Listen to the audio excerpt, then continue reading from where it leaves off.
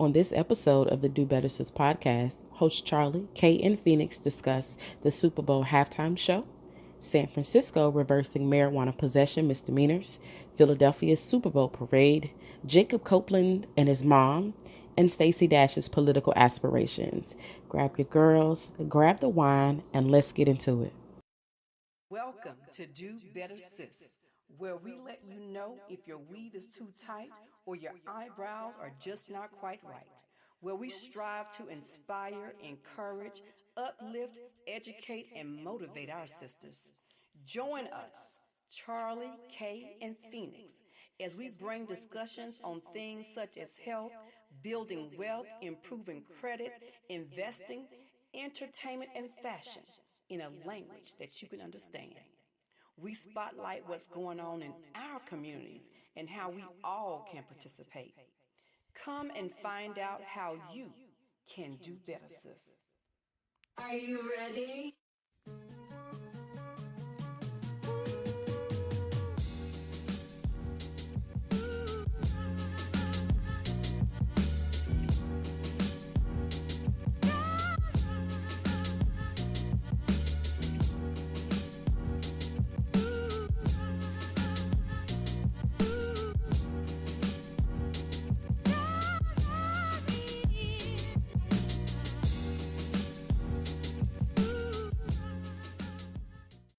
Man, I miss Rick James. Rick James. Rick James was a real one. It's Rick James, bitch. It's Rick James. I'm Rick James, bitch.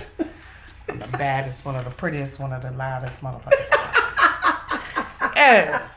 I can see him acting like that. Oh my God, I couldn't imagine. We love Rick James. So, speaking of music, There it is. Boom. What got going on? let's get into this past Sunday's events with the Super Bowl. Super Bowl. I don't know about you guys, but I didn't watch the Super Bowl. I did not watch it. One, I'm not even a football person. Okay. So I didn't even watch it. I didn't care to watch it.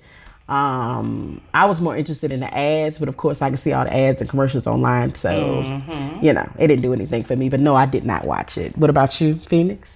Nope, I did not watch the Super Bowl on last And I am a big sports fan, but unfortunately, not unfortunately, it's just I'm not watching any football this football season. Come on, Stan with Cap. I don't watch football, but normally in the past I've watched at least the Super Bowl show, Okay. the halftime show, but That makes sense. I wasn't I wasn't excited about Justin Timberlake, especially when I heard about the little Prince tribute. I wasn't happy about The that agony of at Mr. all. Justin Cultural Appropriation Timberlake at it again with the ridiculousness that was his Super Bowl halftime show. Was not feeling it. Even when they said, now in my mind, now this is what I figured. I figured they asked 75 black artists to do the Super Bowl show, but all of them turned them down. So Justin Timberlake was like the number 76 person that actually was white, and he was just the first one that said yes. I wish they would have kept going. Macklemore, Eminem, somebody could have helped them with that. Somebody, anybody. Logic. I even like Logic, you know. I don't know who that is. The suicide, you know, he did the suicide song for the dude that killed himself from Lincoln Park. He did it on I don't know what you're speaking about. Sorry. Oh man, I'm gonna have to let his name is Logic. He's a rap artist, and the song is really, really good. It's pretty awesome. Yeah, I have to check that out because I have no earthly idea what you're speaking of. But here's the thing with Justin Timberlake, okay, or JT as some of y'all like to call him, and I want y'all to stop that. There's Blue-Eyed Soul, and there's Blue Contact Soul. He got the blue contact. He has the blue contact soul. I don't care how many perms, because you know, beige people get perms. I don't care how many perms you get. I don't care how many oversized sweaters you wear. I don't care how many features you do on African American or black songs. You will not be black. You cannot buy soul. No, I agree. So Justin Timberlake, for me, has never been a factor. Never. I agree. Now, I'm still upset about this whole Janet situation, the previous Super Bowl, because I don't care what y'all say, wardrobe malfunction or not, he pulled it. She's shocked. He act like he was shocked, but imagine, oh my God, I just revealed Janet Jackson's nipple on national fucking Syndicated TV. TV. Like, bruh. I mean, Oh God. for Janet to be blackballed, That was. and for him not to be blackballed, it's totally fucked up. I agree. Like it's completely messed up on so many different levels. And here it is. We're talking about Miss Janet, if you're nasty, Jackson. Pop. We're talking about Demita Joe. Culture, We're talking about royalty. Janet Jackson. You ban her? Really? Janet has been out of the game for a minute because she was And trying to she's do the whole still- family thing. she's But still Janet is still selling out relevant. records. Yeah. She's Let's wait a while. Rhythm Nation. Hell, she could have put on the Rhythm Nation show and got the whole show popping. But you have Justin Timberlake. Wait a minute. And this ain't what you're ready for. This man said he was going to feature a hologram of Prince. Man, I The can't, purple one. I can't believe all these people are coming for our dead But legends. and but wait a icons. minute. I'm not even finished. I just Did he throw shade at Prince before Prince passed away? I'm sure he did. In some song, I'm gonna have to find it. But I could have sworn that I read that he threw shade at Prince, and Prince was not having it. Okay, Justin Timberlake was definitely shut down. And then here it is, you're talking about a hologram, but Prince let y'all know he didn't want no hologram. No, I don't want that. That is demonic. I'm not here for it. Do not do it. And if you are my friend and my loved one in the music industry, let's not do it. Prince, he drew his lines very. I mean, a lot of his music is not on social media. A lot of it, YouTube had to pull a lot of it. I'm pretty sure he is not pleased with. Justin Well, Timberlake. I mean, it's not just Justin Timberlake. When you talk about Prince and any of the afterlife type things, I mean, Prince, it wasn't about just not playing my stuff after death. I mean, he believed that there was a spiritual aspect to those types of things. And that's why I felt like it was disrespectful, because he felt like the whole hologram thing was demonic. Now, I love Prince, and anyone that knows me know I love Prince. I just don't agree with the whole demonic thing. I don't agree with that. But there are many people that have ideas about even being captured on video or pictures, like some of the Indians believe like a that Native even American. being photographed, it actually took some of your Captures your spirituality spirit. away. So that's my thing. Don't disrespect a person's wishes. You know, I don't care what you are trying to accomplish, what kind of notoriety you're trying to get or gain from this. The whole thing is be respectful. Right. And I don't care what his sister agreed to or what she said. What's her name, Tika? I don't care. The whole point is what Prince wanted or what he believed or did not believe in. And people say, I've heard people say things like, well, if he felt this strongly about certain things, he should have left a last will and testament. But why should you have to? But you shouldn't have to when, guess what, you've captured him in many different interviews on Right. They what could he have just thought. played like him doing a live version of the But show. not even playing anything. His whole Basically. thing was, you know what? I don't believe in this.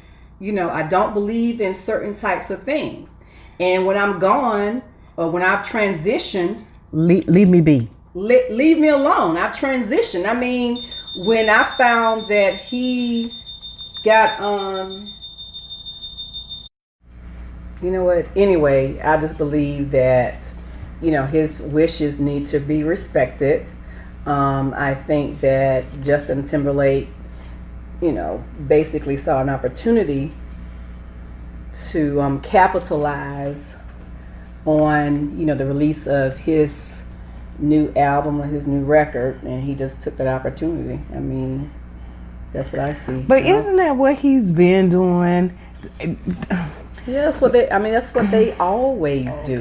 Capitalizing on a culture who they want the dollars from. You know what I'm saying? And the sound from, and the dances from, and the mannerisms. However, you're the first one to say all lives matter. It's okay to be black until it's until it's time to be black. Exactly. I agree. I can't. But we have to stop allowing that, because it's almost as if anytime a white person appropriate blackness, initially we're like, oh, they're cool. Oh, they're just, they're welcome to the cookout. We do things like that. My damn cookout. That's not That's not something I do, but we do that like there's some type of honor in white people appropriating us until we don't like it, or until they say something that is overtly racist, and then we're like, oh, you're no longer welcome to the cookout. Then we want to be insulted or offended by something they said, but it's never been okay. It's okay until they call you a nigga, or it's okay until they call you a bitch, or it's okay until they call you a black ass. You can't. You gotta nip that shit in the bud from jump. Let me tell you what's not okay. Let me tell you how I need you to be you, and I don't need you to try to be like me. I don't need you to try to code switch, because there's no reverse code switching. I don't think. No, I don't think so either. It's not. And I've heard, I've seen where people have said things like, well, black people do it to whites, but that's not true, because the fact of the matter is, we had to straighten our hair to be accepted, right, or to get a job. It came down to survival. You wanted to, be able to fit in or do something, or carry yourself or present yourself in a manner that was not offensive to them. I mean, think about coming back in the day, if a black person came into the workplace with an afro or braids, oh, we need to talk in the office. There's a problem. Your hair is a distraction. Things like that. So when we started wearing a relaxer, guess what? It was easier for them to accept us, or we became more acceptable. So that's different. This was forced upon us for our survival. So there's a difference. But what's funny, in going into meetings now, when I first started, with being self-employed, I was the type, okay, let me smooth the afro down. Let me, not wear the red lipstick or the purple lipstick. Let me kind of mute it down. Let me make sure my hair is not as kinky as it is. But now I don't care nothing about, making my blackness easy for you to swallow. Honey, I'm finna, that twist out gonna be popping. Yeah. I'm gonna tease it with my afro pick before I go in. My lips are gonna be just as full and red and purple and gold and whatever color is in my purse. Yes. But here's the thing. I'm comfortable with me. I'm comfortable within myself, and I feel that if we are, and the people who really want to be around you, and the people who really want to be in your circle, they know not to test you with that foolishness. They know not to even come at you like that, because they know they're gonna mess around and get yoked. But you know what? There's a saying that says, "Those who matter don't mind." That's true. And those who mind don't matter. You are if my and I'm the last person to make anybody else comfortable. You know what I'm saying? I'm very much the weird person. I'm very much the out of the group, but I've always been like that. That just didn't start this year, So I'm comfortable with me. However, I'm very understand that there's some other people that are not, but it's not my job to make you comfortable. And if you don't talk to me, it doesn't hurt my feelings. If you don't tell me, hey, or good morning, I don't care about that. I really don't. Movement is, I'm on with my day and I'm out the door when I'm finished. I think that becomes more difficult when you're in a certain environment. That's true. I know I was that person who, I was into Prince and Cyndi Lauper and Madonna, and I used to dress like them. I was into my own thing. And I remember even after I got my first real job at this organization, and I still was kind of my own person. I dressed the way that was comfortable for me, but it was seen as a little flamboyant. This organization was a conservative organization. So, no one said anything, but you saw the looks. And just by them looking spoke volumes to me, like, okay, this is a little bit too much. Take a look at your environment and see what's appropriate. And then I heard things like, if you want a certain position, you dress for that position. And so my whole wardrobe changed, my style changed. I toned down the way that I dress. I toned down wearing colors. I used to wear lots of colors. So I started wearing darker colors.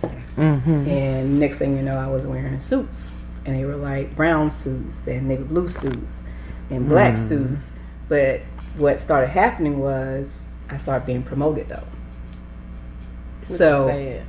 I mean, it's good that you were promoted, but it's sad that you would have to do that much. Right. Do all of that But I did all of that, and I remember for a long time I wore my hair straight back, and I even have pictures where I just got my hair straight back, just in a ball. I remember this lady telling me, she asked me, she said, are you a widow? And I said, Wow. no. She said, well, baby, you're too young to be dressing like you dress. You dress in dark colors all the time, and your hair is always back. And I was like, you know what? But this is acceptable for the position I'm in. It's easier for people to accept me, and I'm being promoted. So it's helping me financially. But after a while, when you start living that life, you take on this persona that it's no longer natural. Mm-hmm. And it's difficult to live that way. So, because that's what we've been taught, with that we have to assimilate. But I think that I love this whole, this natural movement, because I think it's more than just my hair or the makeup that I wear. It's just, let me be myself. And no one ever thought, even some of my hairdressers are shocked that I've embraced my kinkiness. So, but I love it. Even last time when I got my hair done and she wanted to do a blowout, I was really upset. Mm-hmm. And she was like, this is funny to me because I never thought you'd be the one not wanting straight hair. But I'm like, I love my kinkiness. And if someone doesn't like it, like, Charli was saying, if they don't like it, that's not my problem. That's not my problem. That's your problem. That's your problem. I mean, I'm not telling you to do anything. I'm not telling you to what do they do? Perms? Yeah. I'm not telling you, that you have to perm your hair or not to perm your hair. So let me be me. And I'm gonna say this, and I have a confession, and this is kind of sort of on topic, kind of sort of off. Mm-hmm. Sometimes I go and I want my fro to be the biggest thing in the room because I want to offend a motherfucker. I want to offend you. I want you to look at me and be like, well, damn. And I'll be like, yes. I want my fro to offend you because as black women, we already get looks. If your lips are too big, if your nose is too broad, if your butt is too big, if your breasts are too big, if you're too dark, if you're too light, you've got light eyes, there's something about us that makes us the focal point in the room. I figured if I'm gonna be the focal point, I'm gonna give you something to talk about. That's it. Yes. Hello. Absolutely. Hello. And please don't let me find out you looking. Don't let me see you seeing me. Don't let me see you seeing me, honey. That's where queen. And I'm really gonna show out. That's what you really don't showing want to do. out. That's where queen. That's what you don't want to do. And see, the thing is, y'all know me. I'm pretty much quiet when I walk into a room unless I know the people because I have to pick up on vibes. But if I'm in a room and the vibe is not right and I see them looking, that's a situation y'all need to immediately tell me I have to go. You have to make me go. You have to make me leave. I'm gonna turn that motherfucker out. Turn it out. I can't. I'm all about a genuine connection. I'm all about. I have to feel your vibe. And I'm guilty of misreading a vibe. When I met you, Kay, the first time, I was like, yeah, I don't know. I don't know. This one right here. Choke. No. She a little crazy. I get But, that a lot. wait a I minute. get But that. it wasn't that. It was you were too quiet. But your quiet to me was eerie. It was, It was like loud. something is not right with this one.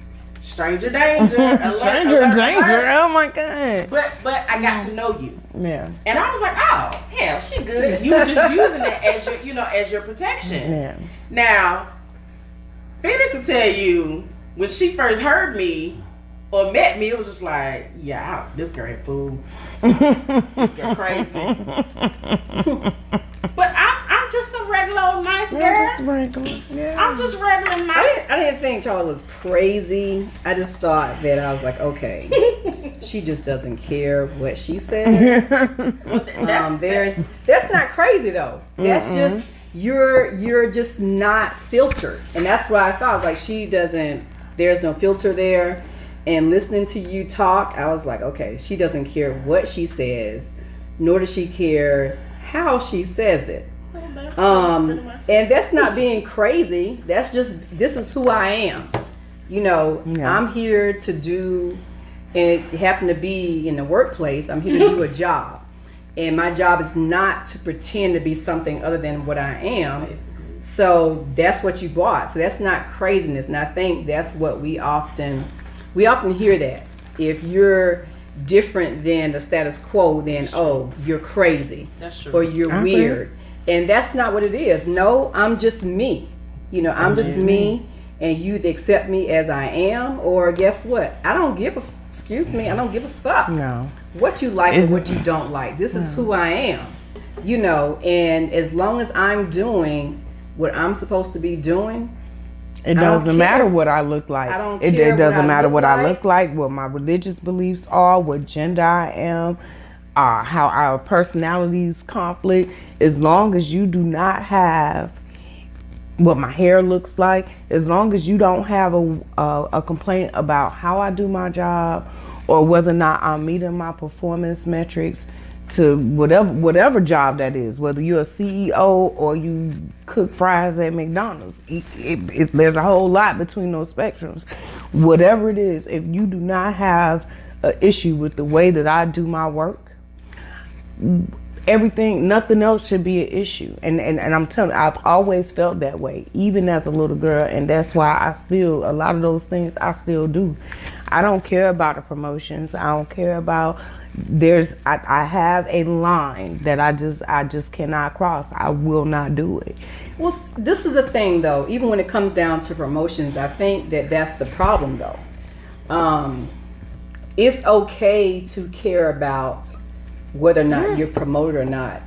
I think that the person who's judging whether or not I'm promotable is the problem. Is the problem. That's where the problem is. Exactly. So because 100%. you're basing your criteria on your own thoughts, your own feelings, your own judgments, your perception of who I am, and that should not matter. I agree. And in just talking about employment, and I know what you're talking about, Kay, in that, you know, if the people that I'm speaking with are satisfied with what I'm giving them or what I'm delivering, then why should you have a problem? Exactly. Right. You know, why is it that you have a problem? Because based on my feedback and based on my metrics, if I'm leading in the company as far as my metrics go, that should speak for itself. So what your personal opinions are should not even come into play. So I don't care what your personal issues are. The difference is, you know, you're not you may be my customer per se internally, but my customers that are giving me these numbers or who are judging me on my performance or on my service without even being able to see me, so they have the problem with it. They are the ones that are satisfied. In fact, they are above satisfied with my performance. So how can you tell me there's a problem with my performance?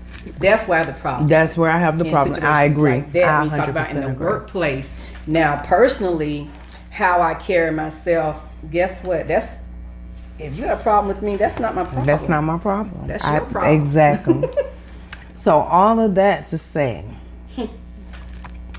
So this is still kind of tied into this halftime performance that none of us actually watched. But yeah, be who you are. It's okay to be who you are. You are enough, and you don't have to, fit into a mold or fit into a perceived notion of who you are. Know yourself and be comfortable with who you are, and stop trying what's right or what's wrong. Exactly. Just stop trying to pander to other people and look, I was done with the damn Super Bowl after last year. I was. Look at here, when my girl put it down, and they talked so much They talked trash about Beyonce. Oh my God, I'm sorry. That's look, crazy. I was done with the Super Bowl after last year because she put on a phenomenal She show. She did. And I'm not even a Beyonce fan, but she did a really good job. No, was that last year or year before last? Was it Lady Gaga last year? You're right. It was Lady Gaga last year. It was Beyonce and Bruno Mars the year before. Mm-hmm. So, and I'm not, I enjoyed Lady Gaga's performance. I really did. I enjoyed it, but it still gave me some of that Michael Jackson feel. She started at the top and all that kind of stuff. She did a good job. She did a great job, but but that goes back to, so we're talking about cultural appropriation with this current Super Bowl and this last Super Bowl performance, and I'm over it. I'm not a fan of Justin Timberlake's. I'm not a fan of his music. I just never really cared for him. But on the flip side of that, so you have someone who is non-black appropriating black culture, and of course the black people have a problem with it, black and brown, but the white people loved it. Nikki Haley just raved about this performance. But Rada can say it. You know what? Anything to me. You know what? And then on the flip side, you brought up Beyonce and Bruno Mars. It was the anniversary of the Black Panthers. She had just come out with Lemonade, which was awesome. All of her songs. I'm not even a Beyonce fan, but the Lemonade album was very good. And then she presents herself. I think people had heard the music and seen some of the videos, but then in the Super Bowl, she actually just came out like supporting the Black Panthers, all black, dancers. The music was very pro-black, and I think America finally realized that, hey, Beyonce is black.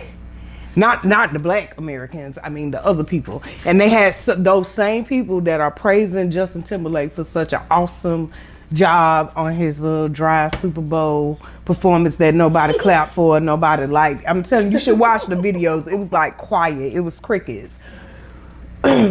Now, those same people who watched it during Beyonce's halftime and Bruno Mars had the opposite to say, and I thought Beyonce and Bruno Mars did awesome. That was one of the best Super Bowl halftimes like ever in the history, and I thought it was, and she just came out. That was, I mean, when it's in the top. Prince, Michael Jackson. I'm sorry. Prince, Michael Jackson. There's like, I have a top 10. But you're right. The thing about it is, though, I will disagree that Beyonce did not come with a pro-black theme. She sang her songs from Lemonade, and it was mainly about the black experience. That's not about being pro-black or anti-anyone else. I thought she did the Formation. She did Formation, but see, it's the imagery of it. Like, what's your perception of it? I agree. That's what it comes down to. It doesn't come down to being pro anything. It's just, this is who I am. I'm representing who I am. I'm performing and I'm singing these songs based on my own experiences. And that's what she did. This is a black performer. So what did you want her to perform? What did you want to see? But they wanted they wanted the Ave Maria.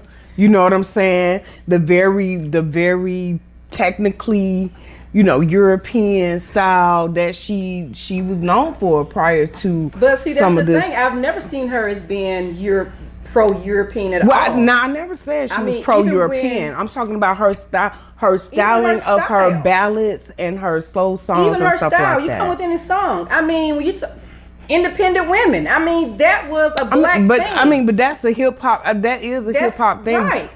Now It's not my perception that I don't see Beyonce as a black woman. I've always seen Beyonce as a black woman, despite her dad going on social media talking about colorism and she wouldn't be the star she was because if she wasn't light skinned. Despite that, I cancel the assignment on that. I do agree with that part. Colorism is definitely. I mean, I understand what he's saying, but her talent. I mean, even her voice we're not gonna go there. We're not gonna. Oh my God! We're not gonna talk about talent. Oh my God! What's gonna happen is we're gonna separate the table straight down the fucking middle. It's gonna be straight down the middle, ain't it? Down the damn middle. Okay, we're not gonna do that. But what I'm saying is, Phoenix is gonna say something. I'm gonna say one thing, and it ain't gonna be right. It's not gonna match. So in order to preserve our friendship, let's not even talk about voice and talent and Beyonce in the same sentence. Okay, we're gonna skip over that. I'm not saying that. I'm skip over that. I am not saying that I am a member of the Beehive. I wouldn't even care if you were. She can't fucking. But I'm sorry. Listen, my thing has never been that I've never thought Beyonce had the voice. I've never thought that she'd had. I've never thought that she had. Honestly, and I have to be true. I never thought that she had a great voice. I have to say that. But she's a great entertainer. She's a great entertainer. That I will not take She's a from great her. performer. Yeah, she's great. And I feel that her marketing is awesome. Absolutely. I think that even her expression is strong. Whether she sounds awesome, whether she sounds terrible, the bottom line is still her expression comes out strong. And that's what resonates with me. Because I remember the first time I saw some of their home movies and she was dancing, and I'm like, she's dancing too hard. She's dancing way too hard for the music that's playing. She was killing it. Yeah, I'm like, she's 100% committed. Look, I said this child is dancing like her life is the like her dad's name was Joe Jackson. You know, basically, she did. Basically, really, because if you look at some of her home movies and you hear the music that's playing, like they did the talent show. And I was like, good God, she dancing so hard. She gonna stomp a hole in that stage, in the floor. You know, but she gives her performances so much. I mean, she goes hard. When they say you go hard in the paint, she's an awesome entertainer. She goes Absolutely. hard I will in not the take that from paint, her. and that's what I think I respect. It's not that I think she has a great voice. I think she goes hard, and I do like the I like her music in that I like the context of her music. Yeah, the content. And I really love what she talks about. Mm-hmm. And I think she talks about the Black experience. And I think that people look at her from the outside and they're not listening. But when she starts to present her outside with what the content is saying, then they have a problem. They be like, "Oh, she really meant that. Yeah. She wasn't playing. We thought she was joking." Yeah, but no, So when the energy matches up with the content, then now we have a problem. Oh my God! My gosh, because you think about it. You think about when she performed in Super Bowl. Her dancers all had black berets, afros. And guess what the froze? What did she have? She had the long blonde, kind of straight, curly hair. Mm-hmm. It wasn't fro. No. It was straight. It was like that loose wave. Yeah, that loose wave. It was a body wave. So the look itself was still what regular. They were accustomed to, but then the outfit and then her dancers with the fros and then the berets, content and then wait a minute. Yeah. She's dead serious about this now. I see the visual and it's matching up with the words that she's been singing. Oh, this is a pro black show right here. She's a racist. Oh my God. Sit down, have several seats. Beyonce is just all right. From a marketing perspective, she is an entertainer, no doubt. Absolutely. One of the top, no doubt. Okay? One of the top in our time. Let me say that. No doubt. Can she sing? We're not even going to discuss that. You said that. You said that, Charli. Does she have talent? Okay. So, what I will say, though, about her Super Bowl performance from a marketing standpoint, her team is awesome. Yes, I agree. There was, to my knowledge, the entertainers are not even paid for the Super Bowl halftime show. Like the NFL or whoever, puts it on, they pay for the props, lodging, food, whatever, the entire show, props and everything that you need. But people who are booked for the halftime show are people who have tours coming up, and they're trying to market their new albums, their new singles, their new whatever. So the fact that you had Secret album number 1, okay, you had the album was great. I can't even knock it. Can't even be mad. I can't be mad at her. And then she announced the tour. Then she announced more clothes to the clothing label. It was just so many things going back to back. So I think, the whole, like you were saying, Kay, in terms of, I'm black. Yeah, she's been black from jump, but she's always been black to us. Not to but here's the thing. Yeah. They didn't even see that as her being black. They took that and twisted that into feminism. They didn't say anything about, oh, she's pro-black. Oh, it's Black Panther this. Oh, this is the anniversary. It was girl power. Girls still rule the world. Oh my gosh, I gotta get. No, ma'am, that's not what the fuck she's trying to say. That's not what she was trying to say. That's not what she's trying to say. Did you listen to the words? Again, it's all about perception.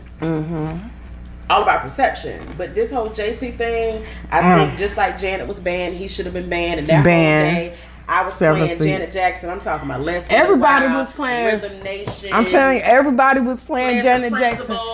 If you guys do not know, so in solidarity and all of that blackness, and also on top of boycotting the Super Bowl, because Justin Timberlake was chosen as the artist to do the halftime show, black people did not forget. So they Black Twitter don't forget anything, and they should never gave them internet, because they have no chill. That's why they trying to repeal that. That's right. That black Twitter, you are the reason. You know they say you blacks. You are the reason why Charli is getting ready. But anyway, so what they did, what Black Twitter and Black social media did, is that in solidarity and in protest of Justin Timberlake, cultural appropriation, as what they did was they declared Sunday National Janet Jackson Appreciation Day.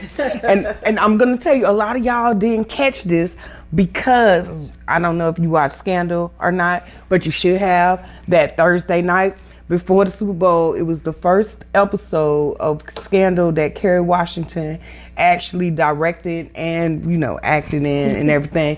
And if you go back, I'm telling you, go back, if you DVR'd it or you have where you can go back and play it on demand, go watch that episode for that Thursday before the Super Bowl, because every one of the songs played on that show was a Janet Jackson song. But was that on purpose? I don't know. It might, I don't know, but it was very funny when I figured it out. When I figured it out, I was very entertained. Not Shonda Rhimes, we love you for that, and you too, Kerry Washington, we love you too. Scandal. Forget Scandal. TGIT always has the best music. They do. I don't know who. And Black Lightning. Shonda, who has employed to be her producer of the score, or whatever the official title is, but it's always some music. It's you have really to go good back music. and be like, wait a minute, what was that song? I really need for them to, in the future, they need to incorporate more music into How to Get Away with Murder. These new shows need to ensure that they carry on since Scandal is leaving, and we need to make sure that Papa Pope is in some of the new shows. I don't want Joe Morton to go anywhere. No. We also need to ensure that they actually have a playlist after the show going forward, and link it to the director's notes or something. I'm just trying to help y'all out, because we need that in our life. So at the end of this, regarding the Super Bowl, we done went all the way left. Okay, but on this particular, we are through with the Super Bowl. We are through with Justin Timberlake. We still and always do stand with Cap.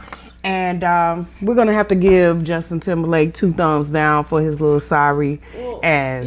This is what I want y'all to do. Before you even close it out, I want y'all to stop inviting Justin Timberlake, as y'all call him, please JT. Stop inviting him to the cookout. Don't invite him Stop nowhere. inviting him to the studio smoke session. Stop inviting him. He can't bring the paper plates, the napkins, the neck bone, nothing to the cookout. He can't bring nothing. Stop inviting these people. When we leave them all here in the United States, and we go to Wakanda. Oh, we're going to Wakanda. We are on the We way. all get back on the ship Follow me. I know the way. and go back to Wakanda. I'm telling you.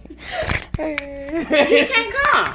All of him, his sisters, his cousins, all of them who like to think they're black when it's profitable for them. Absolutely. They cannot come to the cookout. They're not invited to Wakanda. They're not invited nowhere. Okay? Nowhere. So I want y'all to stop doing that. Stop giving these people passes, because the moment that they call you a nigga or a nigger, worse, the moment they insult your mama's cooking, the moment they don't put salt and pepper in their food, Salt and pepper the in their moment food. you Sure. have no seasoning on your chicken, Not one tap of Lowry's be on there. the moment they ask you why you don't wash your hair every day, And then they on their Twitter, Instagram, and Facebook feed And talking not- about hashtag all lives matter. I mean, and not only just Bruh. that, the moment that they just cross back over the line and go back home. Yeah. Right. To their Everybody whiteness. want. I'm Right. telling you, Paul You know, Mooney because is they real. have- He say they everybody have a want to be a choice. nigga, but nobody want to be a nigga. They have a That's what he choice. So said. the moment when they decide, well, you know what, I'm gonna go ahead and cross that line. Mm-hmm. You know, I'm going on back to the house. but you know, stop y'all making handle it. that. Stop making it okay for them to To cross do the that. line. Stop Exactly. making it okay for I them agree. to take the pinky toe or the big toe and say, "Let me see if I can." No, you won't be able to do that in my presence, because not only you gonna get called out, you might get punched in your trachea. I'm just, I can't. We're not gonna do that. So No. I need for you, and I have beige friends. Yeah.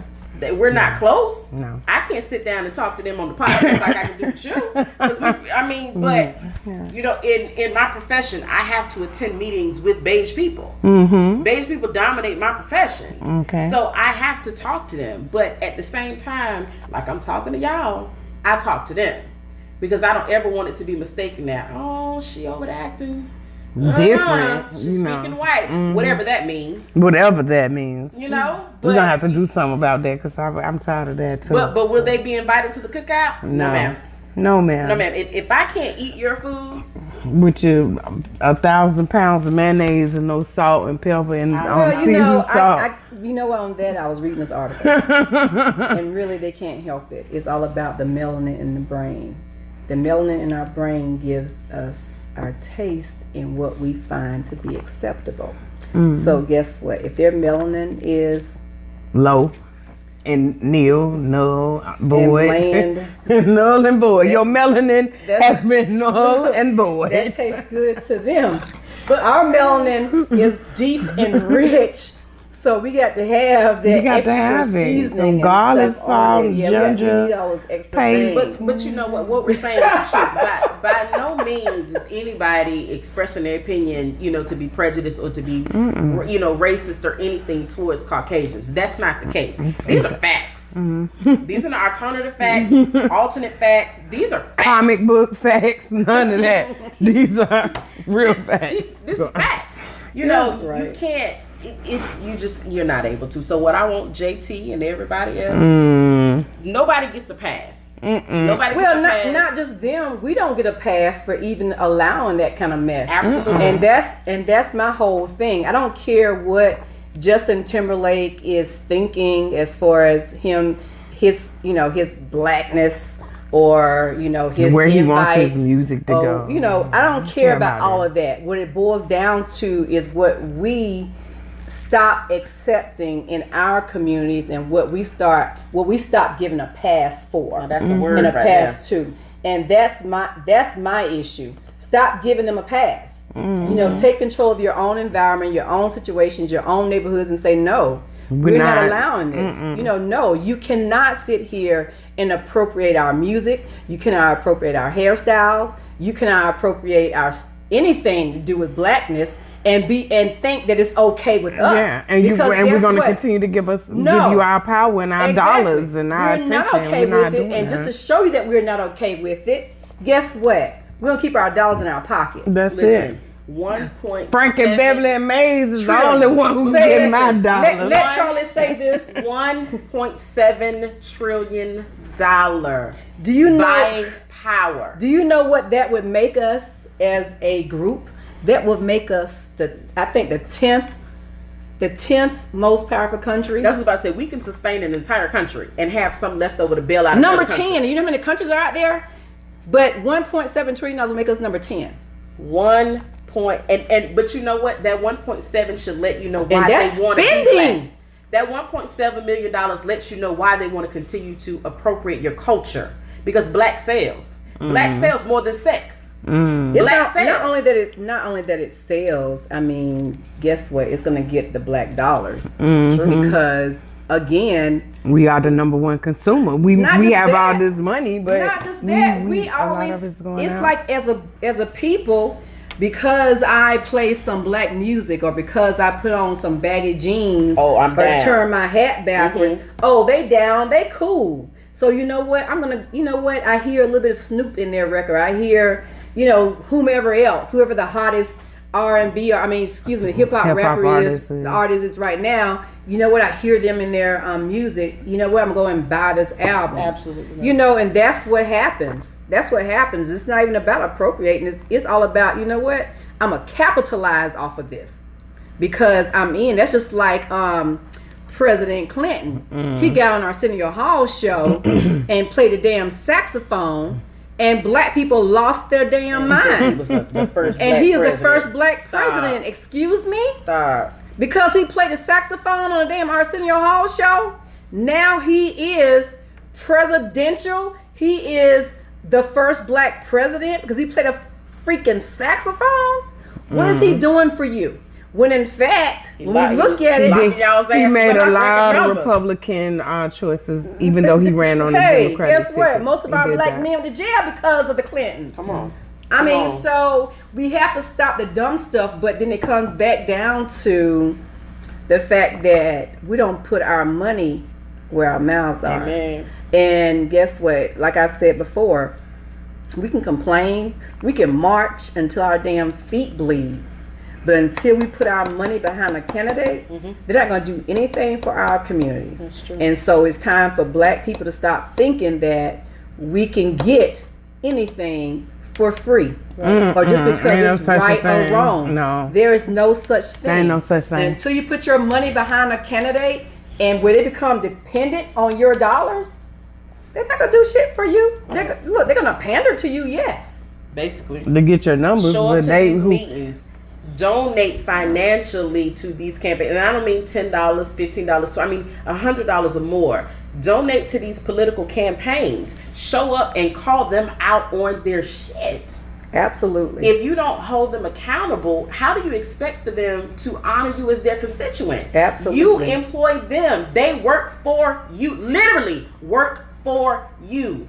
Put your money where your vote is. Basically. Absolutely. Like, stop playing with these people who are down by association. That shit has to stop. That has to stop, point blank, and the period. Like, you can't continue to do this. If you keep doing this, our culture will be washed out. Stop that shit. Please. Ugh. And if you are out there and you are listening to us and you feel like we're speaking to your spirit and you feel like you want to donate or find something to do to get involved with your local city, county, state, even as far as federal government, definitely there's a couple of places I've been following that I just found out about.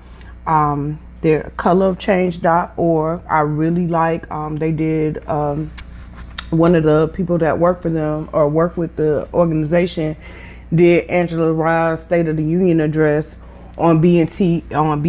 He is, I want to say he was part of the Obama administration, and some of the stuff and he was an educator. So some of the stuff, and education is in my background. So some of the stuff that they were talking about really caught my attention. So I went there, and they do have options and things where you can join the organization, donating time, donating money, everything. I know, we're talking about money and that's really where it counts. However, if you're not in a position to donate money at this time, there's nothing. Time is money. You know what I'm saying? Call, get a list, register to vote. take some other people to register to vote. When you have your local election, show up and vote. It's not just about the presidential election. There's a lot of things, your city council, your town council. There's a lot of things that you can get involved with locally that don't cost you anything but just a little bit of time and some energy and some effort.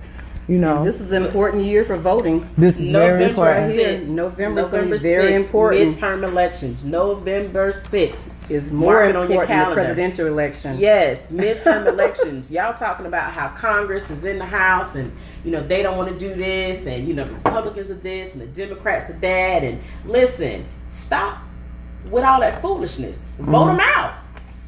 If they're Get not them out of there. if they don't have your best interest at heart, if they're not representing what you want, vote them the hell out of there. Out. Health insurance, if you are an Affordable Care Act recipient, or like some of you ignorants like to call Obamacare, vote them It's the same thing, out. y'all. They want to take you out, vote them out. Absolutely. If you are a recipient of SNAP benefits and they want to take your SNAP benefits from you, or EBT, whatever you decide to classify it as, vote them out. Vote them out. If you have a loved one who is in prison for a ridiculous amount of time, For nonviolent, for drug marijuana offenses. charges, thank you. Vote them out. Get these people out of office who do not have your best interest at heart. They're not All serving you're doing you. is you're paying these people for life. to go to make every decision against the betterment of your own life, your best against interest. your best interest. That is crazy. If you are not registered to vote, we will have the link to vote at vote.org on the website, on Instagram, on Facebook, on Twitter. I will make sure it is on there every day until November 1st. You need to register to vote. Don't email us. Don't send us messages talking about, this. No. Google is free. As much as you're on Facebook, as much as you're on Instagram and Twitter, take some time away from social media to figure out who your people are. Figure out who, your local representatives are. You can go download an app called Countable. Countable asks you for your zip code. You put your zip code in, it'll say this is your House representative. This is your governor. This is your lieutenant governor. This is your Senate representative. This is your district representative. They will tell you how they vote. They will tell you the Congress's schedule. So it's no excuse as to why we don't know what's going on with our tax dollars. If you care about your children, right? If you care about your children and your children's children and so forth and so on, if you care about your basic rights as a human being, pay attention to what's going on. It's more to learn outside of social media. It's more to learn outside of your circle. It's so much going on in this world now that people are oblivious to because they don't want to know. No. It's not that the information is not there. Google is damn near free. Yeah. It is out there, and I think that's my biggest pet peeve with Black people, with us as a people. We don't go out there and try to find information, but we'll go on Google and find something ridiculous to post on social media, or just look up some of the, more dumb stuff, not thinking about your cousin or your uncle or a best friend of yours who's in prison for something dumb. Guess what? If you did not know, slavery was legal. Mm-hmm. It was legal once upon a time. Okay? So there are laws out there. Yes, there are laws out there. And because they are laws don't mean they are right. So when are you going to start paying attention to what's going on in your communities and the laws are actually on the books? Mm-hmm. Because a lot of times you don't even know what laws are on the books. And they've been on there for so long. Exactly. Most your senators, your House representatives, your Congress people, a lot, they don't know they're not looking at those books all the time. They don't know what's on there. And speaking of which, what is it? The BIE now? But the Black extremists? Mm-hmm. If you are pro-Black, you can be identified as a terrorist. As a terrorist. Now, and if you are identified as a Black terrorist, guess what can happen to you? You can be arrested by the feds. Wow. So if you are pro-black, you think about those people that speak out about what's right and what's wrong in our communities. They can be identified as being black extremists. So any of you that are old enough to remember the Black Panther Party and what happened with them, how they were identified, and the only thing they were basically doing is looking out for our communities. You know, and that's what it boils down to. Look, I'm going to protect my community by all means necessary. And see, and that's one of the things that I think that we don't think about as a community is when we talk about black nationalism, we can talk about economics, but guess what? Any type of country has to have protection. Right. They have to have a military. But you best believe that if black people talk about having our own military, what's going to happen? I'm like, man, they're going to shut that thing down so fast, it will make your head spin, bro. I'm telling you. So, you know, but that's something to think about, though. We talk about they'll try to shut it down, but are we going to allow them to? Right. Are we going to be afraid to sacrifice our lives? Because guess what? They're not afraid. Never I'm just going to throw it out there. You know, they're not afraid. So when you talk about Black Wall Street, you best believe you may be talking about black protection as well. Because the same thing, history repeats itself. So, you know, it's just a lot as black people that we have to think about and what we want and what we're willing to sacrifice and what we're willing to do to accomplish certain things. You see me? I love him. We love Senator Cory Booker. We love him. And speaking of, and again, you know, we kind of going off track. But again, we're talking about people who are, you know, excited about changes, who are just fed up with the status quo because right now it's just really crazy. And if you, I know some people when stuff is going wrong and you get into this rut and things is just not going the way you want to, but you just don't kind of know where to start. Again, we've given you several places where you can start that don't cost you anything but a little bit of time. Again, that's colorofchange.org, a very great organization, some really good information online. The other one was thevote.org. Definitely midterms are coming up, local elections are coming up. If you are not registered, definitely get on the website. It does not cost you anything to register to vote. There's no money involved, okay? And then this other place we're talking about putting your money behind the candidates that you feel like, again, locally, county, city, federally, that you feel like are looking out for your best interests. And a good place to start there is the Collective PAC. Okay, so definitely take a look. And now we're not telling you to endorse anybody. We're not recommending who to vote for.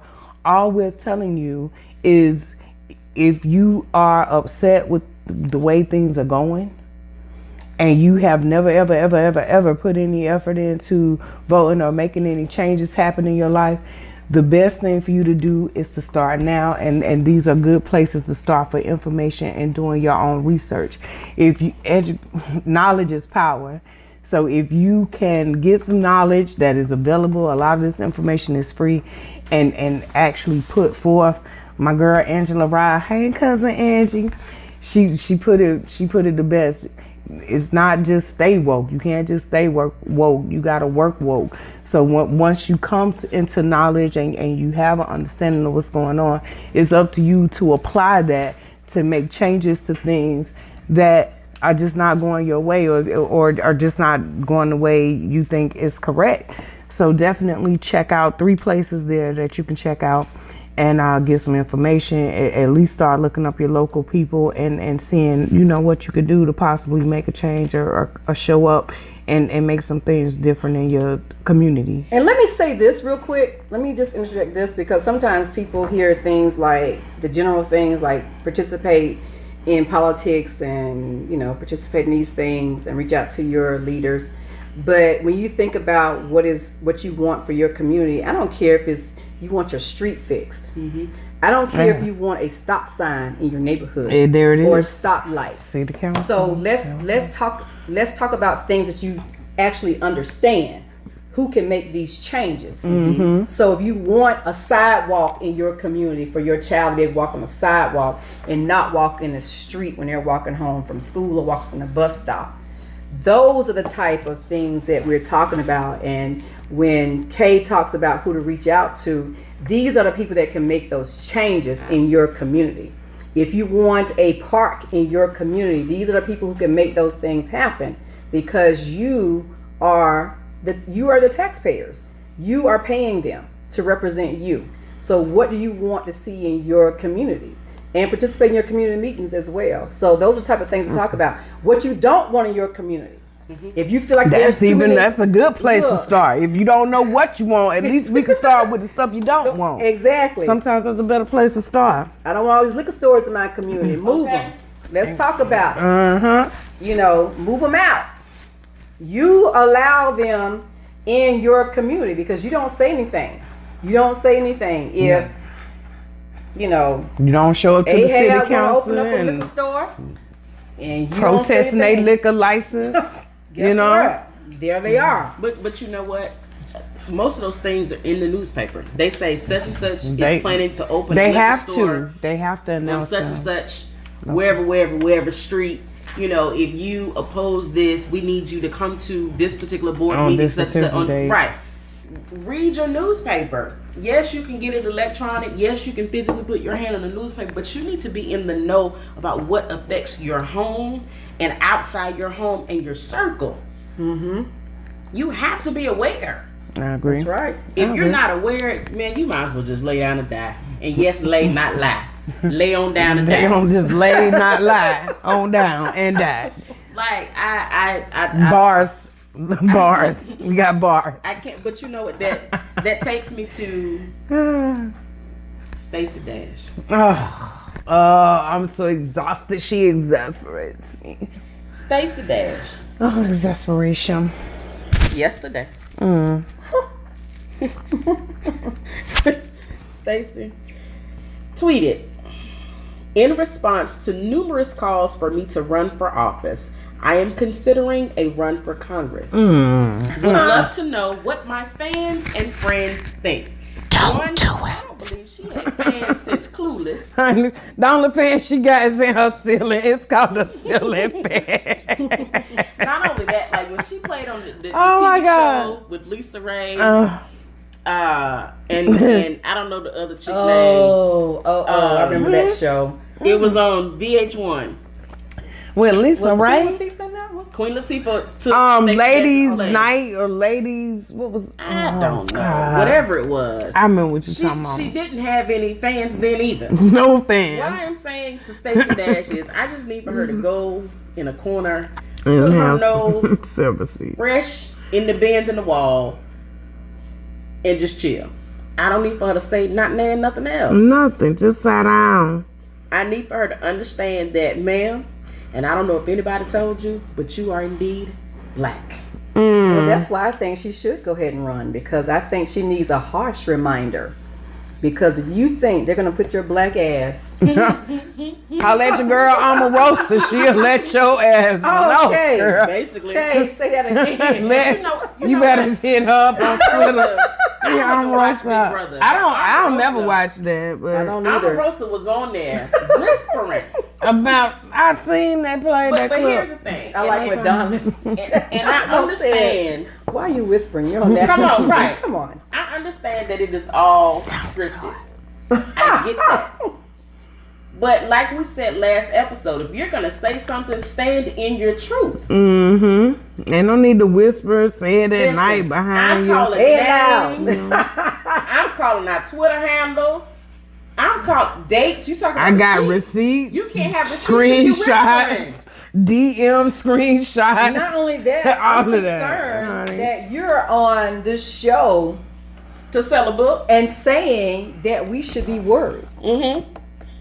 So guess what? Why are you whispering that? You should be hollering that from the doggone highest mountaintop. If we should be worried and tell us why. We should be We worried. should be And worried. have receipts. Thank you. Plenty of receipts, honey.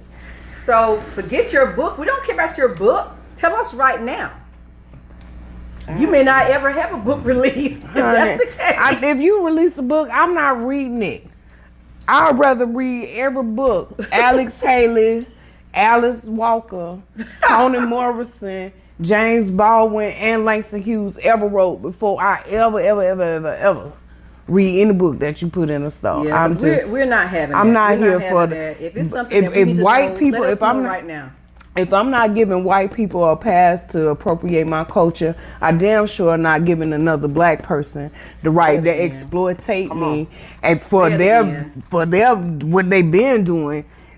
Going into the office with a guy you already know don't like black people or women or minorities or LGBTQIA plus, all those people, and then you want to put out a book instead of just telling me the truth that I don't have to pay for. You know what I'm saying? You want to exploit my feelings and my emotional ties to this so And that tell you can me get right paid, now. and then Tell you're not me even right now. you're not even putting anything back into the community. If Justin Timberlake can misappropriate my culture, I'll be damned if Omarosa or Stacey Dash, I'm going to allow that. They gets no pass and no invite to the barbecue either. I do not discriminate. That's the truth. Well, that's that. Need to go hang Sit your hat, your baby. sit your ass down, girl. Have several seats, and do not make auntie show up at your house. I know you got a hood ass auntie that's done told you to sit down several times. You should listen. If not, to her. Auntie Maxine stays ready. She stay tweet her. She'll tell you to have several seats. She don't mind doing that. Shout outs to Congress and Senator woman Maxine Waters. We love you over here in the South too. But you know what? And I forgot to mention. Let's run it back a little bit. Let's Okay. go back to Super Bowl, right? Okay. Philadelphia. Oh, how you gonna take up your city and you won, bruh? Where do they do that? Now I can see if y'all had lost. I can see if y'all had lost and they was cheating, and we all know Tom Brady is a cheater. I don't care what you say. I told you I'm a sports fan. I just didn't watch this year because Cap don't have a job. But we all know Tom Brady is a cheater. He done been caught cheating at least 2 times. So you go to the Super Bowl with the New England Patriots. They are one of the NFL's franchise's most winning Super Bowl team ever in the history of the NFL. And you win. And you still tear up your own city. That's when you get a fight and you go to New England and you tear some of their stuff up. You don't go to the city of Brother Love and tear your own city up. Okay. Oh my God. Why they do that at? They were they were excited. Man, y'all shouldn't They be. were celebrating. A bunch of fucking thugs. They were A enjoying bunch themselves. of thugs. They were just, just That's a bunch what the of news rebel-rousers. said. Get off of them opioids. Don't let the opioids epidemic go. Get off of those. A bunch of thugs. Oh my They did a God. lot of dancing and celebrating. You right. They celebrated enough And to they take burned down up their some canopy car. at a hotel. They took down a traffic light. Oh my God. They Didn't burned someone- up cars. Didn't someone punch a horse? That's what I want to find out. A what? I heard someone punch Did a horse get harmed in the making of this celebration? Oh my God. I'm calling the people on y'all. I'm calling Peter, the ASPCA, all of them. I'm calling them and they going to get y'all. Okay, I seen them take somebody car apart at a Walmart because they left their dog in the car and they didn't leave no window down. So I know they coming to Philadelphia to tear y'all stuff up. That y'all gonna be under arrest. I'm telling. If y'all punched the horse and the horse got hurt, I'm telling. Okay. Okay. They said punching horses is turning into an epidemic. It's an epidemic. Oh my God. It says that Oh my God. police in Philadelphia said an Eagles fan assaulted a police horse Oh during no. Sunday's NFC Championship game. Okay, but let me ask you this. But you won What though. would the person be charged? Is if they actually harmed The an person- officer, yeah, an probably. actual officer? It says that the fan arrested for punching police horse. But it don't say assault and battery. For assaulting a four-legged officer. No, but what happened to Blue Lives Matter? What happened to All Lives Matter? What happened? What happened?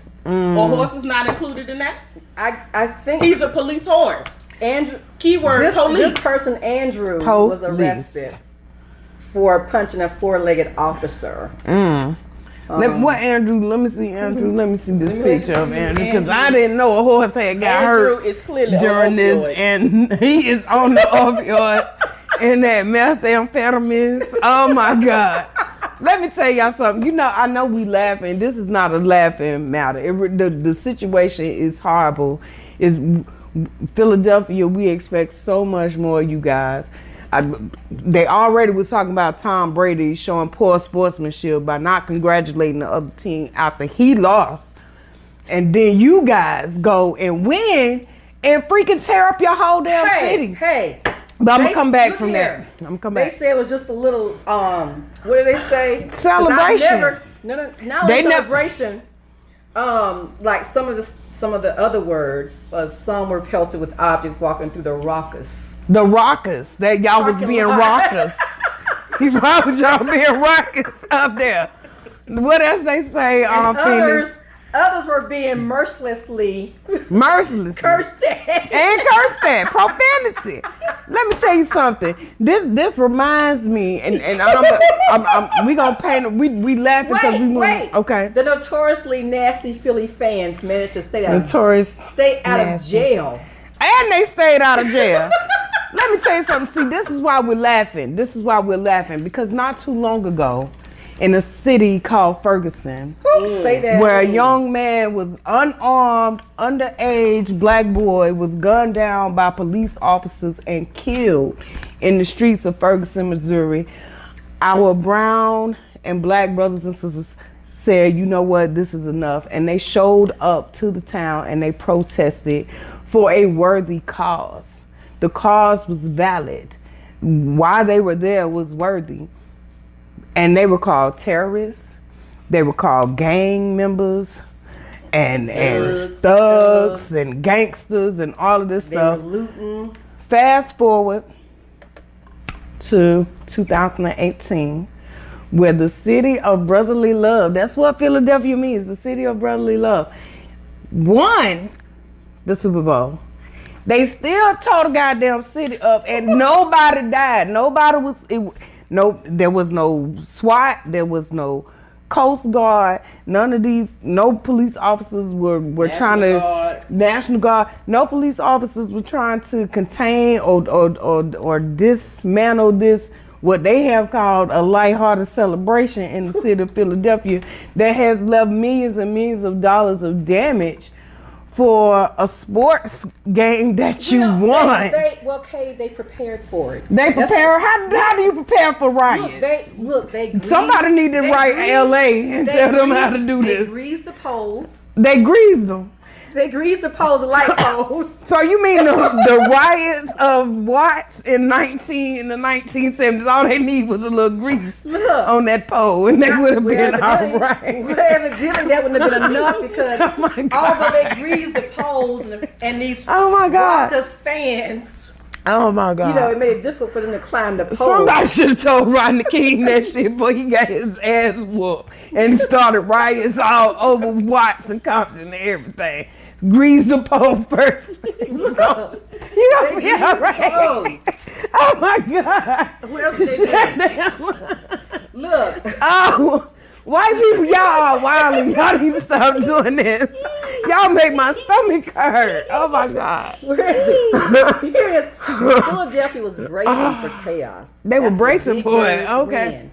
The city's Crystal cops slathered street light posts with cooking grease Sunday morning to prevent fans from climbing them after the game.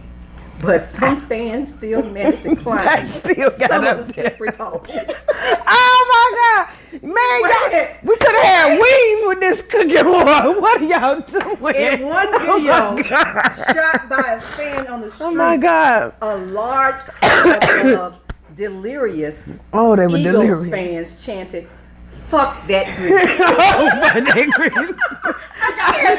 As one man climbed a lubed up street sign. Oh my God. In another viral video of Philly fans gone wild, Oh my a God. man in an Eagles jersey was wiped out by a subway stanchion running after a train. Wow. Listen, I promise you, For that the grease. liquor was free flowing, and so were the They were pills. very drunk. The Nobody methamphetamines and the got killed. opioids. No one was killed. Nobody went to jail. Their life. I mean, The only person harmed It's the horse. It's the damn horse. He ain't even have nothing to do with it. No The horse humans is were innocent. harmed. There you go. There you go. White people do better, honey. Oh my God, I can't believe. I love these adjectives. That's, When I that saw we those- use. I just love them. But you know what? I believe it took them a long ass time to come up with those. That's why it took Those so headlines and long. Those adjectives. I I'm can't. telling you, the video, I'm going to tell y'all, if you go back to Super Bowl Sunday and look for those videos, the video showed up long before the headlines did. And I was just looking like, are you freaking kidding me? And I didn't even watch the game, and I had a bunch of videos. I do believe they probably had some headlines already ready, but then when they saw the video and they saw that, They was wilding. yeah, And not only tearing the up stuff. wilding, but the demographic in the melee. Okay. I'm Translation, it was a whole bunch of white people wilding, and the black people wasn't even there, and they was tearing up stuff and burning it down and turning over people, and they punched a horse. Let's not forget, a horse was punched in the progress of this celebration. I'm just like everything. blown away with all these. Oh my God. Listen, They don't sound like anything that I've seen with people marching for civil rights and None of just that. basic respect. I mean, they're talking, as your word, they're talking about melees. did you and see anything the about a water catharsis? hose? Look, Philly fans get the catharsis through Super Bowl play. I mean, Nobody got that. Not even that damn horse. I mean, Shit. riot gear, SWAT, National Guard. None of that stuff. Dogs, I think Fox said it was just a pepper bunch spray. of dancing and celebration that was going on. gas, none of that. Base, None of what that. they call them, the smoke bombs, No. tear gas. That's None what of they that tear stuff. gas. No, None of that stuff was. So it's okay to After tell they, your but city. they took a whole bunch of grease that we couldn't find delicious chicken with, and they put it on a pole. Oh my God, we didn't have chicken for months. That's why the churches is closed. There it is. I just got a message because they used all the grease, the cooking grease. In Philadelphia, that's what they. Oh, I'm so mad at And y'all. folks, let me tell you, if you're that's so sad.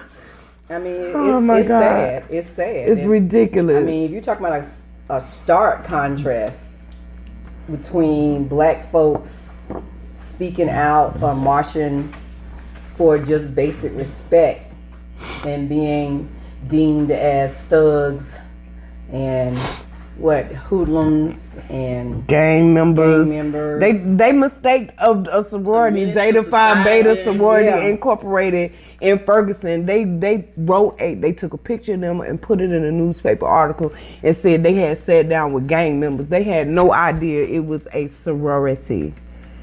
Are you kidding me? I'm not able. Are you kidding me? But you punched the horse and used all the grease and put it on the light pole. I absolutely cannot with y'all, okay? And y'all make me sick. Can you imagine what the headlines would have been? If it was in Atlanta, you know what I'm saying? Oakland, Oakland, gosh. hello. Detroit. Wait, Miami. Wait, hold on. Let's back up. The Detroit Lions are awful. They not winning nothing no I time understand soon. what But you're saying. I understand what I you're understand saying. You know that's however, demographically. There you go. We're talking demographically, but they not winning nothing no time but soon. because it happened in Philly or Salt Lake or San Francisco The Texas, or the Houston Oilers, or the Texans. had it happened in Houston, we would have heard some thugs and all kinds of stuff. Absolutely. Had it happened in Seattle or Green Bay, where Wisconsin, else. There you go. Green Bay Packers, or somebody like that. I mean, It would have been totally different, like you said, if it was Oakland or Houston or any other the Atlanta major city with a large African American demographic, it would have been totally different. Oh, these gangsters and thugs just went crazy for no reason, and we had to kill everybody. Basically. Really? But the horse lived and it was not harmed in the process. The horse would have lived in that. The horse would have been alright. Shot would have been a person of color, but it wouldn't have been a mugshot. But you know what? Exactly. One, it would not have been a mugshot, okay? Because they would have treated that horse as if it was a real, okay? exactly, absolutely, absolutely. Killed, not killed with a T. With a T, like delivered. Yeah. It's killed. Or her, whomever, as long as the person was brown. But if he made it to jail, he would have been beat. Before he got there, in custody, handcuffed, in the back of the car, and then you arrived dead 3 days later. And if he would have made it to court, he would have gotten life. Because they would have said that he was a threat to an officer. Absolutely. But what they would have ignored, the fact that we're talking about a damn horse. It's a horse. He already got punched. It ain't like the horse died and that. He just got punched and bruised a little bit in the melee. A horse. While they was putting that grease on that ball. They were just a bunch of rockers and emotional. They was rockers and emotional. They were starved. Look, as one reporter said, they were starved for it. They were starved because they put all the grease on the pole instead of putting in the fryer. I don't even know why you They should have fried a turkey with that grease or something. Something constructive with their life. Oh my God. I'm over this. I'm over Philadelphia. I need y'all to do better. There you go. My brothers and sisters, I'm glad y'all wasn't in most of the videos that I was looking at, but please help your fellow Philadelphians get their life together. Tell them to stop messing with that horse and put that grease in the fryer so we can cook some chicken or something. Y'all doing too much. That's a good. Thank you. That wasn't on time. Hello. Hello. So another thing. And so the headline reads: San Francisco to clear all marijuana misdemeanor convictions dating to 1975. All marijuana misdemeanor convictions. Let me tell y'all something. I love California knows how to party. California. Tupac always said that. He said they know how to party. He wanted to live and die in LA. And I know this is in San Francisco, but let me tell you something. I was waiting. When I read this article, and this was the first article I had read like this since they started, Colorado has not, and I looked, Colorado has not put forth the article of this magnitude since they started legalizing recreational medical marijuana. State of Florida, Hawaii, Alaska. None of these states who are pushing for legalization has done this. California has done this and nobody has asked them to. They know they have said, hey, we have legalized medical marijuana. We have legalized recreational marijuana. We done got those two out the way. So the next step, and they did this proactively without the federal government getting on their nerves, without anybody protesting or punching a horse or using all the oil or whatever for these polls.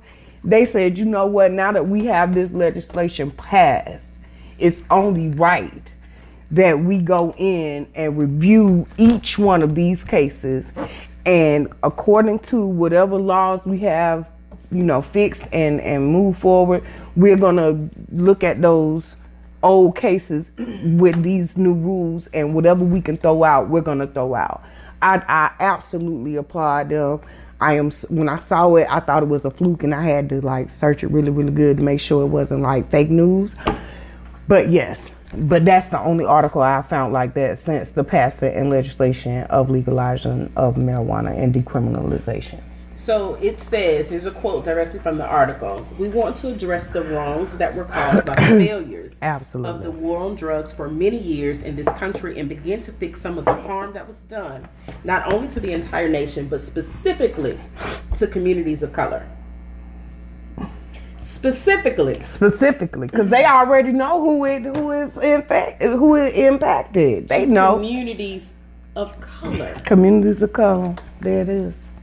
I think it comes down to, though, what were the laws prior? Right. Because I was just looking at some stuff, and like you mentioned, Colorado haven't come forth with something like this. But when you look at the past, apparently Colorado didn't consider marijuana use, recreational use, as a big deal. It was a misdemeanor, as opposed to California did not see it as a misdemeanor initially. So the being penalized for marijuana usage in California would have been being caught with a certain amount of marijuana, even recreationally, would have carried more weight in California than in Colorado. I would love to check those records though, to see how, even though it wasn't a big thing, I would love to see how many people of color are actually spending time when you look at nonviolent. You look at the how many African Americans are in Colorado? Not too many. California, so it's probably like 25. That's something to look at.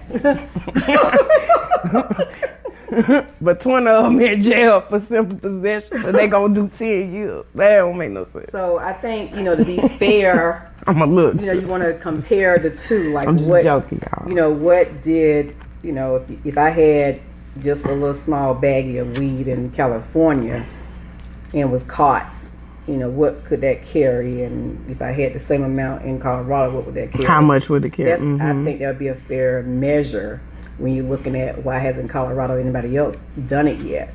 I mean, you look at it, I know that's one of the things that Maxine Waters talked about years ago, that she would speak out against, was when you looked at the African American community being, in prison for drug use or even selling drugs, and how disproportionate it was. And she spoke out a lot about that. This is proportionate everywhere. It's but not it's just definitely California. In California, you saw a lot of different things, and a lot of African Americans being arrested unfairly. And when you talk about, I think we said something about it earlier, when you talk about recidivism, and if you have, like this right here, although I can applaud them, guess what? It still make me feel good about it, because they should have never been in prison in the first place. Right. That's my thing. Because even if you go back, I think, what did you say earlier, Charli? They're going back 40 years. Mm-hmm. So you have people who've had records for 40 years who haven't been able to get decent jobs, that maybe they had a little baggy, but this is a conviction on their record, who may not have been able to get a decent job because this has been sitting on their record all these years. So I'm sorry, for me, it doesn't fucking matter if you clear their record 40 years later. But here's but wait, with that, you still have to petition the court. That takes money. So it's going to be people who are in low income communities and low income residences and families who don't have the funds or the means to petition the court. That's so they're right. still fucked. That's right, because you have to petition. It's not automatic. That's right. I'm glad you said that. I mean, it's not automatic. It's crazy. So here they recognize that, in terms of the low income people, who have a hard time with petitioning the court. Meanwhile, just keep in mind that this has actually been on the books since November 2016. So we're talking about a year. Yep. They haven't publicized it. Is this the Proposition 64? Yep. Yeah. So my thing is, what about the people who have not been able to have jobs, or couldn't get jobs, or loans, or fair housing, or Absolutely. Join the military, or join the police force, or join, whatever volunteer organization, or get into this particular school because they have felonies because of weed. No, but now, and I understand that, and I agree. However, we're not just talking about a decade, you know what I'm saying, of bad legislation. We're not talking about 20 years, 2 decades of bad legislation. We're talking about 400 plus years of bad legislation that was done purposely to keep people of color, brown, Latino, black, from being able to do something once you got arrested for nonviolent drug crimes. Now, I'm not. I totally agree with both you guys. You know, it's not immediate. It's not automatic, and of course, these individuals should not have been locked up. That's not what I'm saying. But the reason why I'm applauding is simply because there's two things here that I thought was applaudable. One, again, nobody had to tell them to do this. I'm telling you, if you go in there and you search any other state that has legalized either recreational or medical use, you won't find an article like this in any of those other states. It doesn't matter which one you search. I looked. The second thing is, so this is a proactive. So I guess one of my points is this is a proactive based on the change of the legislation. What the people didn't change. Prior to them, the legislation that led to them getting locked up wasn't changed at that time. But what this city in California is saying is, hey, we recognize that, right? One, we recognize it, we acknowledge it, and this is our plan. It may not be a perfect plan, right? Because there's no precedent for a type of initiative like this in any state, in the state or in the United States. So they're saying, hey, but this is our preliminary blueprint for trying to correct these issues and these mistakes that we acknowledge that this legislation was incorrect for locking you up for in the first place. No, we can't give you back, your time and all that stuff because the laws just were not in place for that to occur. But now that they are, we're not going to wait for the federal government or the Supreme Court to say, hey, now you guys have to do it. We're going to be proactive and set this precedent. We are going to review all of these cases ourselves, and we're going to, litigate these and let these go as far as what our legislation right now. Who is to say these laws are not going to mutate and evolve, down the line? But you're saying we're going to review them, but it's not like they're just reviewing them. We're just going to review them. No, they're saying if you petition those who petition, my thing is they should not have to petition. Guess what? I can say, you know what? Great job, San Francisco, because in this day and age, you can pull up an Excel report that says these people are the nonviolent. These are nonviolent. They fall under this statute. This is the criteria for this, and guess what? And push a damn delete button. It goes away. So why is it that anyone has to go and petition for this to happen? This is my thing. Most of the people are not even going to go to even petition it. That's the thing. It's going to stay there. I mean, you can tell people all the time, you can go and have this service, or this can happen for you. All you have to do is go in and fill out this form or fill this out, and people will not do it. Even in their own interest, they're not going to do it. Impress me by just wiping it off the books. But you mentioned it earlier. When have white people ever looked out for our best interests? And even though this is a step forward, I believe that it's not a perfect system. So these about putting your money where your mouth is and putting your time where it's going to best fit you. This is one of those times where the people of color of San Francisco, whether you brown, black, Latino, those organizations that are working for you in your community for your best interest. If this is not the time to put forth your power and your voice, the people who is not affecting, they don't see it as an issue. And you can't be, you could be mad at it, but if you actually step back and get out of your feelings about it and say, hey, it's not important to them because it doesn't affect their community. It doesn't affect their mother, their father, their son, their daughter, and all that stuff. I can't expect someone to be all up in arms for me, who it is in fact impacting, if I'm not all up in arms about it. Coming from a family that has been impacted by this, I can say I come from a family that's been impacted by marijuana convictions. Mm-hmm. And guess what? I can tell you the people in my family that has been convicted, it doesn't matter to them if South Carolina says the same thing, because the only thing that matters to them is this. The past 10 or 15 years, I have not been able to get a good job. I have not been able to get good housing.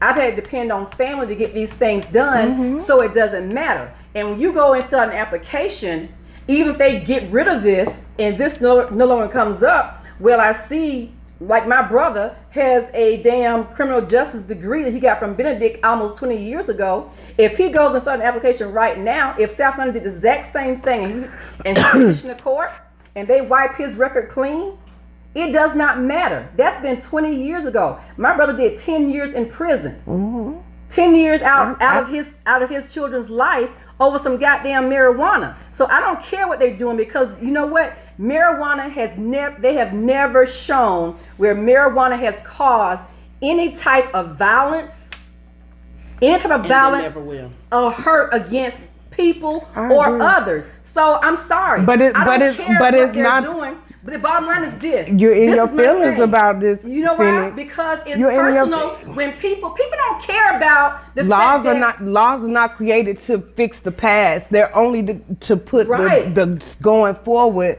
onto the right stuff. And I'm not going to take it away from them and say they're not trying to put the future Wait a into minute. the right stuff. Wait, It's wait, not wait, perfect. but wait It's not a minute. perfect solution. In San Francisco's defense, they are actually going through and they are dismissing certain cases, several thousands Without of them having to be- without them having to petition. I thought the I court. saw that on the internet. And- I thought I and saw that they on the should. article. But wait, it's not many. We're talking about 3,000 to 5,000 Out of millions. Right. Imagine the amount of people that this won't even affect. If, let's just say, for instance, there are 1 million people that have drug In felonies. San Francisco. Right. San Francisco. Felonies, basically, because of marijuana in San Francisco. 3,000 to 5,000 of those people will automatically have. That's not enough. it's not. Well, wait I a mean- minute. Wait a minute. But yes, you are doing something. So yes, you do get a doing pat on. something. You do get a pat on the back for that. But what are you going to do for the people who?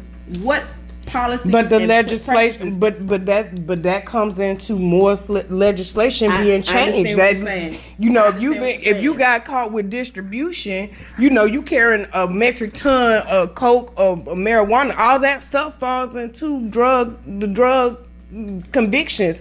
So some of those things, some of those substances, some of those the weights and the measurements, they do not fall under the new legislation. So they can't just go in and just do a blanket delete on all the drug convictions, because that information, you know, those I understand what you're progresses saying. have not been. That's not what I'm saying. made yet. That's not what I'm saying. I'm saying yes, good job, San Francisco, for saying, okay, you know what? We recognize. We realized we fucked up. Okay? We made a mistake. I get that. What I'm saying is, for those people who will not be affected with the 3,000 to 5,000 automatic Now that- reversals. I think that's a little low. I do agree. I think that's still a little low. For those the people, case. what do you have in place? It should be a program to where they don't have to petition the court at cost. I agree. It should be without cost to said people. Not only that, you need to not make it to where they have to find out. You should You need to send out notify notification. them. Hey, If you you may have- be eligible. That's what I'm saying. Based on a review. 1975. Blah, blah, blah, blah. 1975, you have addresses. Whatever address you have in the system, you need to go in and say, you know what, John Doe such and such, in 1982 on a Tuesday, whatever, you received a marijuana felony or felony because of your possession of marijuana. What we're going to do, this is the law that we have in place effective November 2016. These are your options. And then leave it up to that person if they want to petition the court. If they would like to have their felony reversed or minimized down to a misdemeanor or completely, reversed. But then then there's another thing. They're talking about people who have murder convictions and other convictions. I get that, but still, don't leave them with this felony for marijuana, because murder has absolutely nothing to do with possession. Absolutely, And I agree with that, that's Charli. my I thing. agree. It's I impossible not to be emotional about it when you see something. And just as we're talking about this, I'm reading this thing that came up, and this young man is talking about his conviction. He said this conviction has barred him from many types of employment, including driving for Uber or Lyft. He worked at a warehouse for $10.50 an hour. He said, at the end of the day, I made a mistake. I know I was wrong, but man, come on. It's been 10 years. I'm about to be 33. So he made this mistake when he was 23. He got charged with a felony for selling marijuana. His case was referred out, and this was been 10 years. And when his case was referred out, he discovered that he was still on probation. Wow. Even after all that time. So it's impossible for me as a black woman not to feel emotional about these types of things when it impacts our people. Because at the end of the day, guess what? What's going to happen is I can't get a good job. I can't survive. I can't feed my family. I can't feed my children. I can't help my mother. I can't help my parents out because I can't get a good job because anytime I apply for something, this is haunting me. This is going to keep haunting me. And so what's going to happen is I'm going to go back out to the streets and doing something that I know is going to get me the money that I need in order to survive. So it's this system is or has been geared towards especially black males ever since post-slavery. It's been happening. When you look at damn sharecropping and all of that, guess what? When slaves did not have jobs, if you did not work, now, if you ask me, I work at a job where I sharecrop right now. Yeah, it paid me a little bit more than the average job sharecropper, but it's not even close to what these people suffer. The suffering is different. It's the same. When you got, it's not the same, okay? It's not the same. When you got people out here who cannot even feed you can feed yourself. You can feed yourself. You may not like the job, but you can feed yourself. There are people who cannot even feed their families. They can't feed their families. $10.50 an hour. That's not enough, and my sister makes way less than that. And that's what I'm a big subsidizer. It's not enough money for people. When you look at if you don't have a job, then you can be arrested. Like this thing we were talking about weeks ago that they're trying to change the law, where what was it, Charli, that instead of doing time for getting time, you had to, what is it? You actually have to work. Yeah. I mean, that's where it go? How it go? It was basically modern day slavery. Instead of getting time, you basically have to go back to the field. You got to work in the field, basically. I don't know. I feel yes, my emotions involved in that, because when I look out here and I see these men out here who have tried their best to make it legally and still can't get anywhere, so they turn to drug dealing to survive. I'm sorry. I know what I have seen. I know people in my family. I've seen it firsthand, and I'm sorry. I don't think that this is enough. I don't care. Now, I never said that it was enough. I said it's a step in the right direction. I don't care what they do for the next 1,000, 10,000, 1,000,000 years. If the earth happens to live that long, there is nothing they can really do to repair any of the last 500 years that has actually occurred to us. The only thing I'm saying is that I applaud San Francisco for making this step go forward, for taking this step forward without any protests, without any riots, without there being a mandate from anybody, because we all know nobody in the federal government is handing out this mandate to help any brown people. No other state is doing this. That's the only thing I'm saying. For this moment in time, and when I saw that article, I said, wow, there may be somebody who may be on the path to getting it. Again, there's nothing they can do to fix any of the stuff that black women, black men, drug affiliated or not. I mean, it's historic. It's archived. It's documented that there has been systematic racism that have kept the playing field very unequal for a very long time. I don't think there's anything they can do to make it equal or to bring us where we need to be. However, I did want to shout out this article for at least making an attempt to go into the right direction, instead of going backwards like the rest of the government is, to actually go forward. That's all I was saying. That's it. I don't know. That's all I was saying. It's not enough. Shout out, but it's a start. You got to start somewhere. You can't just jump out there. You got to start somewhere. Johnny Cochran, God bless him. God bless the dead. Johnny Cochran and I can't think of the guy's name. They tried to address this prior to him dying. He was trying to get this addressed. And resolve unfair sentencing especially with people of color. And there's a lot of judges that's Judge Mathis He is a big proponent, even though he's not in California. He's based out of Chicago. He is a big proponent for disproportionate sentencing between black and white. Of the type of drug. Exactly, and the amount of time. I watched his show, and he's always said, a white person came on, they had meth, they got probation. The black guy came on, he had meth, the same amount, and he had to spend 15 years. He had to do 7.5, and he is a big proponent for disproportionate time and making sure everybody. We know it's illegal. You shouldn't be doing. They talking about opioid abuse and all this bullshit, and he's meth, a big proponent for meth abuse, and we need to look out for these people and get them into treatment. But that's because all of the people is white. That's because none the opioid people is non-black. Eyeballs and eating them. Oh my God! Church. I mean, how disgusting is that? Having going into what's the word? What's the word I'm looking for? Don't do that. Oh, I didn't see your glass. I thought that was my phone. No. What's the word I'm looking for? Overdose in front of their kids and abandon. The people find them in the cars and the kids is in there. The parents have overdose. Ain't none of those people were brown. Okay. So, I definitely recognize that disproportionate treatment, but it's got to start somewhere, and somebody's got to start the ball. There has to be someone to start this precedent to say we're wrong with this, and we need to try to correct it. So, those of you who are listening, these are the type of things you need to be fighting for. Exactly. Fighting against these types of things. Especially if you feel just as emotional as I do about it. You know what? I want to say fuck them, but okay. and I think that we need to close on the Do Better Sis Award recipient. Jacob Copeland.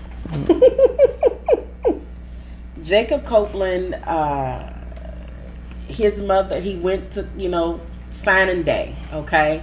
And signing day was being filmed, and he was surrounded by his family, his loved one, and his mom was there in her decked out in Tennessee and Alabama gear.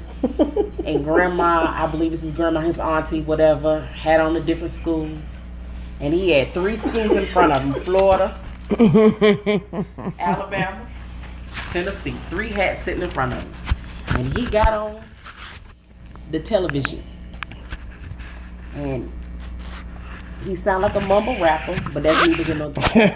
Not that mumble rapper. He's decked out in all red. That's neither here nor there. And he got on the TV with his mother sitting so close to him, to his right, Looking very excited. and she was hella excited. And he said, basically gave us the LeBron treatment. Take my talents. I'm going to take my talents to Florida. Y'all, this lady got her ass up while the camera was still rolling, mind you. And if you did not see the video, please visit the website. It will be in the show notes. If you can't make it there, it is all over social media. Just type in college signing game day, type in Jacob Copeland.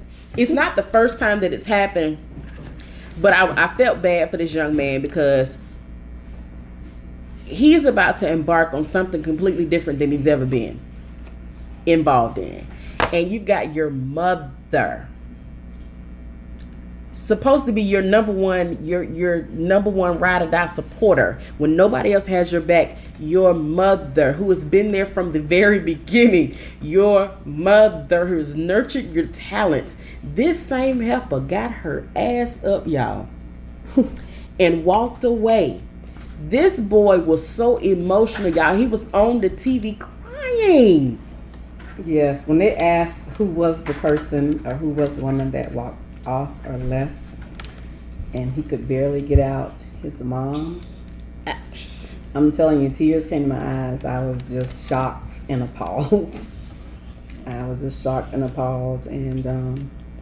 just thinking about it, I couldn't even watch it again. The first time I watched it, that was it. I couldn't watch it again because I could not even imagine doing that to my child. And I mean, not just doing that to him on such a special day, Right. or in front of other people, but just doing that to him, period. You know, not supporting him, or not being his cheerleader, or being his biggest fan on something that was so important to him. That hurt me. That hurt me. I could not imagine, as a mother, I cannot even imagine doing that to my child. And seeing that boy cry, that was just too much. That was too much. I think it was wrong. If she had a problem with it, I think that's something she could have sat down and talked with him After the fact, once the camera stopped rolling, Yeah, in private. at home. Yeah. But definitely. And then it was bad enough she did it at all, but then to do it in front of millions of people. In front of millions of people, and then y'all, first of all, my mother always told me, when you go outside, do not embarrass me, and I will not embarrass you. Okay? Do not embarrass me, and I will not embarrass you. All right? In addition to that, y'all, she already looked ridiculous from jump with these two different schools on. Okay? So clearly she was being paid. I don't know who she was being paid more from, but we know she was being paid. Then she had her glasses sliding halfway down her damn nose. And she looked at the camera like, and what? What you gonna say? So she gave it straight black mama's infamous look. Y'all know the look when you see it, you know your mama done gave it to you, your grandma, your big mama gave it to you at least twice in your life. But then she walks off. They asked him, and like Phoenix said, he got emotional. You know, but then he goes and he tries to make excuses for her, like most children do. And he said, basically, his mama was trying to get some attention and possibly even some laughs of people that are close to her. Don't get any laughs at my expense. This is serious to me. This is a life-altering decision that I have had to make. I can imagine this boy being stressed for weeks on end. Can you imagine coming to the kitchen table every day and there are hundreds, if not multiple, acceptance letters or recruitment letters, and having recruitment dinners every day, every week? Somebody new in your house telling you that they want you to play for them and that they basically want to put their team on your shoulders. Can you imagine the pressure that this young man is going through? And then to turn around and have his mother walk the fuck off as he is announcing his commitment to Florida. I don't care if it had anything to do with gang activity affiliation and she wanted him to be outside of that. I call bullshit on that, because there are gangs everywhere. And if you a Blood or a Crip or whatever, you know, in Florida, you can be that in Alabama. You can be that in Tennessee, Kentucky, Oba, Wakanova, Wakanda, wherever. Absolutely. So it's not that I don't buy that, you know. And then for him to turn around and make these excuses for her, that lets me know he's had to make excuses for her behavior before. Right. So, you know, to embarrass this man, and I mean, y'all got to look at it, he is up here crying. Okay, and then she had the audacity to walk her ass back across the cameraman, okay, around to him and hug him on national TV. You know why she did that? Because she was embarrassed. Somebody said, "Bitch, are you fucking crazy? Do you not know that your son is on national TV?" But she walked off again. Yes, she gave him a hug and she walked off again. And he wouldn't hug her back. But here's Did the you thing. catch that? It was wait a a minute. stiff hug. But you know what He gave her that. I don't get what you He call was it. just like, she hugged him, but he was just standing there like. His major's gonna be acting. He was already acting. It was, Mom, me and you gonna have it out in the car. The dynamic between the two of them, and I don't know this man. I don't know this young man. I don't know his mother. But I guarantee you, I put good money that she didn't raise him. I wondered about that myself. I thought about that myself, and I wondered the dynamics behind Or that. she was a young mother, and they were raised as siblings. Maybe Big Mama raised him. There are so many different factors here, but the fact that you walked out on your son when he needed you the most.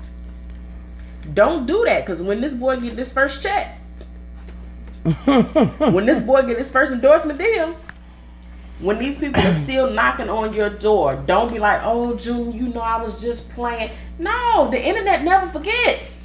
We don't forget. You keep receipts. And he won't forget either. No. Like, I'm oh, God. Y'all, that thing. It's ridiculous. And it really hurt my heart to see that 18, 19-year-old young man on national TV, which should have been the happiest day of his life. Free ride to college. He getting out of whatever his situation was. He going to do what he loved to do. And then they call it a stunt. A stunt does not cause you to cry like that. No. Right. That was exactly. real. Those emotions were real. Those tears were real. Raw human emotion. Yes, I agree. That was not a stunt. I don't care what they can try to clean it up, dress it up, or what have you, but no, that was not a stunt. That's all it was. That was too real. That's all it was. I'm trying to clean it up because I don't want to embarrass my mama here. But you didn't have to. Your mama embarrassed her fucking self. Let me tell you something. Had it been my mother, my mama probably would have done one of them grandma pinches up under that real soft part of your skin under your arm and gave that grandma pinch to where you would have winched, but you knew nobody would have known what was going on between me and her. Nobody on national TV, ESPN, all these other channels would have known that there was a problem. See, this pisses me off because here's this thing talking about it was a stunt. Mom storms off, but when the cameras cut away, she came back and hugged him. No, that was not a stunt. Was not. Nah, not at all. And the moment had all the feel of genuine, authentic family drama. It didn't. That was the real. I am so sorry. They can clean it up as much as they want to. But I agree. But you know what? And it also, you know, I have great empathy for people in the world, and I know we're talking specifically about this young man and his mom because it was caught on TV. But definitely, when I saw it, I was just like, oh my God, young people, they make us, you know, right. And the way that it's set up now, a lot of young people are the parent. They taking care of the mother or younger siblings already, you know, through middle school, high school, college. And you're making all these choices for that may not be the best for you because you feel responsible and obligated to do and take care of and all of that stuff. And I just have to say, you know, young people, do not, you know, live your life for yourself. I understand you want to do, you know, good stuff and you want to be great and you want to take care of the people that's taking care of you, but sometimes some of the stuff you have to do to be able to do that, those people that you take care of is going to go against their best interests. So you have to stay in tune with your star player, which is yourself. If you're not on your own team, ain't nobody on your team. And sometimes you have to make those hard decisions to kind of go away from what you normally do to continue to be great or to do what it is you're meant to do. So please do not live your life and make your decisions based on what other people feel like you should do because it's comfortable for them. Amen on that. that is the truth. Don't do that. I felt so bad for that young man. I don't even know this young man, but sir, we are rooting for you. You can be great. You are on the path of being great, and don't let nobody tell you that you're not making good decisions. You know. You have to. At the end of the day, and I really hate when people say that shit, but at the end of the day, my sister say that. Oh, my skin just crawled a little bit. My sister says that all the time. At the beginning of the morning. At the beginning of the morning. When it's all said and done. Right. When it's all said and done, you have to make a decision for you. You have to decide what's in your best interest. This young man is 18. Be it his mom's getting even though he looked not. like he about 35. I'm telling you, I might need to see some ID. He probably lived a hard life. Oh my God. I hope that this experience brings him and his mother closer and it repairs whatever relationship they have, because clearly there's an issue there. And I'm hoping that he's not one of these people who feels like, oh, my mom didn't have my back, I'm not going to take care of her, because you only get one mom, right? What I need for her to do those, I need for her to get her act right. And for that reason alone, this mother gets the Do Better Sis Award, and I want her to stop showing her ass on national fucking TV, because you are embarrassing black mothers Every fucking day. And don't be treating that young man like he did something bad. You ain't have to go to no bond hearing or try to put your house up for collateral to get him out of On jail. national TV. You know what I mean? On national TV. You didn't have to do any of that on national. That's not what we were here for. And they asked him immediately after it happened, they asked him what happened. And he said, I don't know why she walked out. And he said, I can't go with my mom. I want to go with my heart. Mm-hmm. So to come back and try to clean that up by saying it's a stunt, no, that's not going to cut it. And yes, she definitely gets the Do Better Sister award. That was signature PR move. Yeah, absolutely. Somebody in PR said, hey, we got to clean this up. You're going into your college experience with your mama's foolishness on your back. Mm-hmm. Clear this up. We don't want another Cam Newton. And even if it was a stunt, that was a very poorly placed stunt. Yep.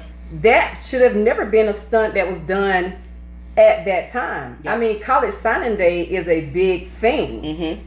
And to pull such a, if it was a stunt, which I don't believe that it was, that was the wrong time to do such a stunt. Right. In the first place. Absolutely. It was in poor taste. It left a lot of people feeling uncomfortable. Mm-hmm. So regardless if it was a stunt or not, it was still a bad thing to do. I agree. And many people felt uncomfortable, and people were emotionally impacted by that because, I mean, it went viral like nobody's business.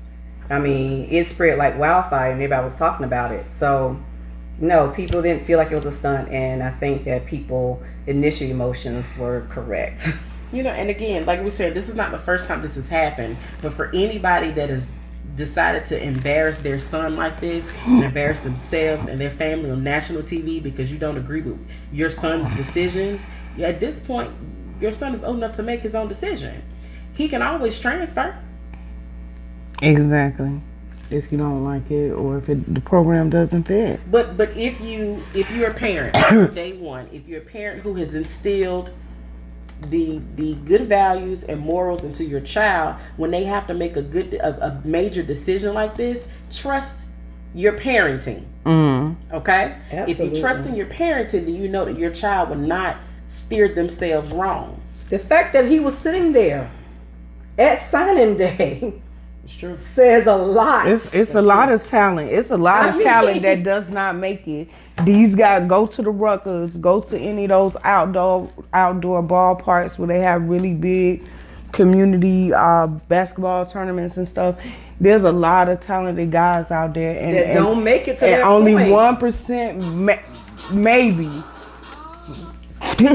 maybe well, I'll say this, maybe 10% of them actually get to go to college, and of those 10%, maybe only 1% of those individuals actually make it to be professional athletes. I don't know the exact statistics. That number is not a lot of them. The fact that he made it there to signing day intact and with the respect of his coaches and those who recruited him says a lot for him. I totally and it agree. says a lot for her parenting. And that's what she has to fall back on. That she taught him all the right things, and she has to trust his decisions. And in my opinion, especially as a mother, to see this child sit there at signing day, I say from mother to mother, baby, you did your job. Now it's his turn.